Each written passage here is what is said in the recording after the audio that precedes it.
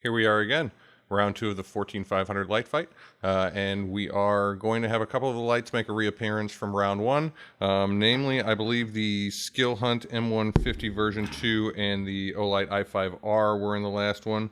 We also have the Lumentop Tool AA with an Ichia emitter, the Acebeam Pokelit AA, the Skill Hunt E2A, and the Sofrin SP10 Pro. First, I kind of want to start by separating these lights from simple flashlights between those and the advanced. Simple flashlights are all tail switch. They either have on and off with a low and a high, or on and off with a low, medium, and a high, but that's about it. They don't really get too much more beyond that. So if you're just looking for simple flashlights, these will be the hot ticket items for you. There are a couple of flashlights in this mix that are the advanced flashlights that have strobe modes, high, medium, low, and more, lockout features, all that good stuff. I will say this is going to be a little bit more of an abridged review because most of these have their own individual videos. So if you want to see more information on any one particular flashlight, please search around on my channel. I'd love to get more view counts. Thank you. All right, so all these flashlights but one take 14500 lithium ion and AA cells. The one that does not is the Olight i5R, which takes a proprietary lithium ion cell, but we got that out of the way. Let's get into the technical specs. The Olight i5R has a 64 meter throw, about 1000 candela, 350 lumen high, 15 meter low, IPX8 waterproof rating, 1.5 meter drop, about 40 grams without a battery, and it's 95 millimeters tall by about 18 millimeters wide. Again, all these specifications are going to be from the manufacturer, so take them all with a grain of salt. Skill Hunt M150 version 2, 110 meter throw, around 3000 candela, 750 lumen high, and a 0.2 lumen low. I don't know if that's right or wrong, but goodness, if that is, that's nothingness. IPX8 water rating, 1 meter drop, 39 grams without battery, 84 millimeters tall, and about 21 millimeters wide at its widest point. Lumentop Tool AA 2.0, 127 meter throw, about 3400 candela, 650 lumen high, 15 lumen low. IPX8, 1.5 meter drop, 24 grams without battery, about 89.5 millimeters tall, and about 18.5 millimeters wide. The Sofrin SP10 Pro is 119 meter throw, 3400 candela, again roughly speaking, 900 lumen high, 1 lumen low, IP68 waterproof, 1 meter drop, 42 grams without battery, 88 millimeters tall by about 21 millimeters wide. 86 meter throw coming out of the Acebeam Pokelit AA, roughly 1850 candela, 550 lumen high, 5 lumen low, IP68, 1 meter drop, 36 grams without battery, 95 millimeters tall by about 18 millimeters wide.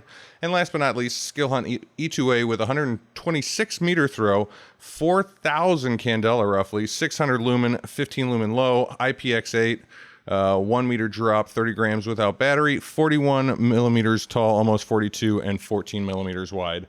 So there's some interesting stats you'll find out of there. All these lights on the list here have higher CRI emitters between Samsung LH35 351Ds, Nichia's, Luminous SST20s. The only one that doesn't, again, is the Olight i5R. So I kind of got some brief talking points before we get into checking out some beam patterns, but the i5R definitely is losing this battle. It's got a weak output, it's relatively expensive compared to all the rest, and it runs on a proprietary battery. You can get that right now. All of these will be available via affiliate links in the bottom. Please use them. Thank you so much.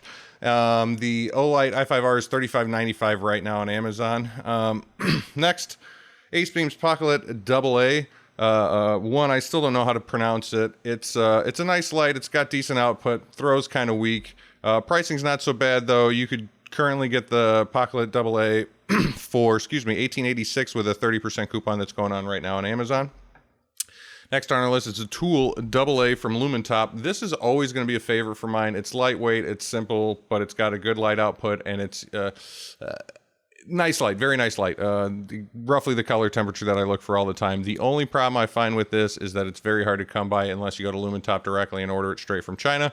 I do have a link to it, the Cree emitter. I believe it's a Cree emitter in the non-high CRI version.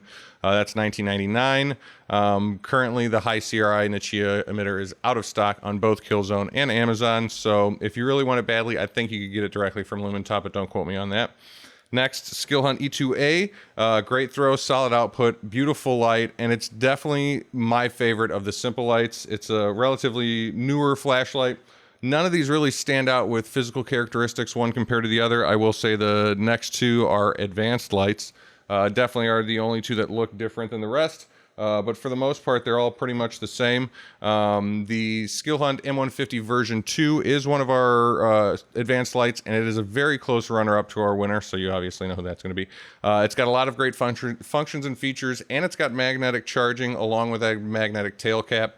It's the only one that's got that, so it does have, it will come with a charging cable and everything. All that being said, it is the most expensive out of the group, coming in at $45.67 with a 12% discount on it. So there's that. And our winner, my favorite of the 14500 lights, is the Sofren SP10 Pro. Not only is it half the cost of the M150, but it does come with the Anduril version 2 interface, which is ridiculously awesome and possibly something that's going to change how I look to purchase flashlights in the future. I might be culling some of my collection. Keep an eye out for that. I'm going to look to find a way to offload some of the flashlights I have that have only really been used for reviews at a great discount for you. Let's see what some of these lights look like, though.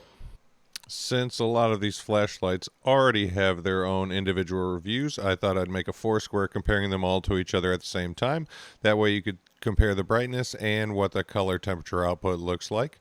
On this frame, we have all the basic flashlights, and we're going to keep the Skill Hunt E2A and the Lumentop Tool AA while we add in the M150 and the SP10 Pro.